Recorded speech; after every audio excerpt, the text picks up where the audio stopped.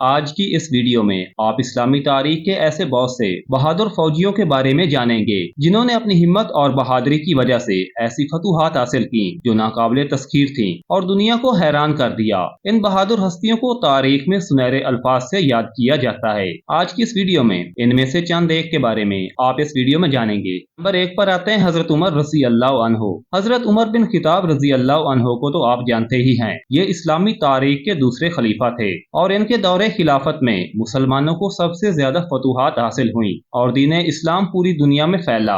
حضرت عمر رضی اللہ عنہ کے والد کا نام الخطاب تھا۔ یہ تاریخ کے سب سے طاقتور اور بااثر حکمران تھے۔ یہ مکہ میں شروع کے دور میں ہی ایمان لے آئے تھے۔ حضرت عمر رضی اللہ عنہ کے دور خلافت میں اسلام دنیا کی سب سے بڑی طاقت کے طور پر ابھرا تھا۔ فارس اور بزنطین یعنی مشرقی رومن جو دنیا کی بڑی طاقتیں تھیں، حضرت عمر رضی اللہ عنہ کے دور خلافت میں فتح ہوئی۔ صرف 10 سال کی مختصر مدت میں فارس، بزنطین، شام، فلسطین، مصر اور ترکی کا کچھ حصہ اسلام کے زیر دست آ گیا۔ حضرت عمر رضی اللہ عنہ محض ایک فاتح ہی نہیں تھے بلکہ بہترین منظم بھی تھے۔ انہوں نے دنیا کو ایک ایسا زبردست اور منظم نظام قائم کر کے دکھایا جسے آج بھی دنیا کے بہترین ممالک اپنا کر ترقی کر رہے ہیں۔ ہمارے پیارے نبی حضرت محمد صلی اللہ علیہ وآلہ وسلم حضرت عمر فاروق رضی اللہ عنہ سے بے انتہا محبت کیا کرتے تھے۔ ایک بار اللہ کے رسول صلی اللہ علیہ وآلہ وسلم نے فرمایا کہ اگر میرے بعد کوئی نبی ہوتا تو وہ عمر ہوتے۔ نمبر 2 پر آتے ہیں حضرت علی رضی اللہ عنہ۔ حضرت علی رضی اللہ عنہ نبی کریم صلی اللہ علیہ وآلہ وسلم کے چچا زاد بھائی اور داماد تھے۔ انہوں نے نبی کریم صلی اللہ علیہ وآلہ وسلم کے ساتھ تمام غزوات میں شرکت کی۔ حضرت علی بے حد بہادر انسان تھے، جس کام کو کرنے کا سوچتے اسے پایہ تکمیل تک پہنچاتے تھے۔ جنگ کے میدان میں بڑے بڑے بہادر جنگجو بھی حضرت علی رضی اللہ عنہ کو زیر نہ کر سکے۔ وہ بے حد عقل مند اور ذہین صاحب بھی تھے۔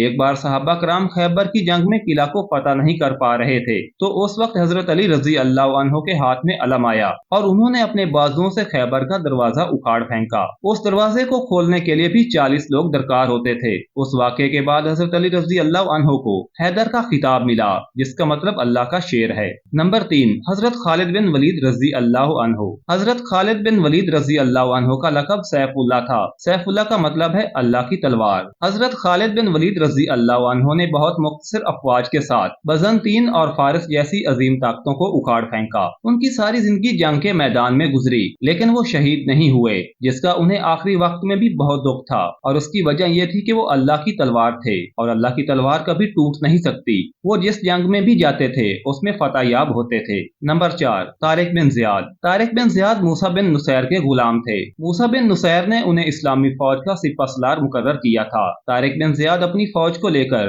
اسپین کے ساحل پر اترے اور اپنی ساری کشتیاں جلا ڈالیں اور اپنی فوج سے کہا کہ فتح یا شہادت، اس کے علاوہ کوئی تیسرا راستہ نہیں ہے، اور پھر مسلمانوں نے اسپین کو فتح کر لیا۔ یہ مسلمانوں کے لیے ایک بہت بڑی کامیابی تھی۔ نمبر 5 محمد بن قاسم۔ محمد بن قاسم محض 17 برس کے تھے جب انہوں نے راجہ دار کی فوج کو شکست دی۔ راجہ دار ایک ہندو راجہ تھا۔ اس نے چند مسلم خواتین اور بچوں کو اپنا یرغمال بنا لیا تھا۔ ان خواتین میں سے ایک نے مسلم حکمرانوں کو دہائی دی۔ جب اس وقت کے مسلم حکمران کو یہ بات معلوم ہوئی تو اس نے محمد بن قاسم کو فوج دے کر سندھ کی طرف بھیجا تاکہ وہ ان خواتین اور بچوں کو آزاد کروا سکے۔ محمد بن قاسم وہ سپہ سالار تھے جس نے پہلی بار ایشیا میں اسلام متعارف کروایا۔ نمبر 6 محمود غزنوی۔ محمود غزنوی غزنی کے حکمران تھے۔ یہ جگہ افغانستان میں واقع ہے۔ انہوں نے برِ صغیر میں ہندوؤں سے جنگ کی اور ہندوؤں کے سب سے بڑے مندر سومناتھ پر 17 حملے کیے اور کامیاب ہو کر مندر میں موجود تمام بت گرا دیے۔ ان میں سومناتھ نامی بت سب سے مشہور ہے۔ اس کے بارے میں ہندوؤں کا کہنا تھا